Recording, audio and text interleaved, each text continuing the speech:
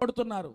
అది దైవభక్తి కాదు. దీనివల్ల దైవభక్తి ఎవరిని ద్వేషించదు, దైవభక్తి ఎవరిని దూరము చేసుకోదు, ఎవరిని విభజించదు.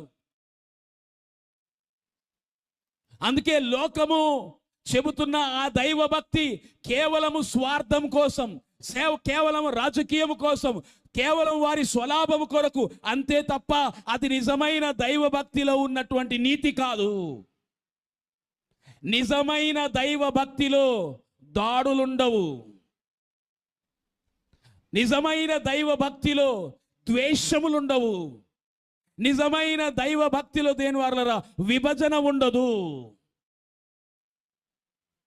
నిజమైన దైవభక్తిలో ఏముంటుంది తెలుసా? ఒకటే ఒకటి ఉంటుంది, ఆ దేవుని ప్రేమ. దేవుని ప్రేమ మాత్రమే ఉంటుంది. ఎక్కడైతే యేసు ప్రభు నేర్పించిన దైవభక్తి ఉంటుందో అక్కడ ఏ మతం వారైనా, ఏ భాష వారైనా, ఏ ప్రాంతం వారైనా, ఏ రంగు వారైనా, ఎలాంటి వారైనా అందరూ కలిసి మలిసి ఉండేలా దేవుడు మలుస్తాడు ప్రతి ఒక్కరిని.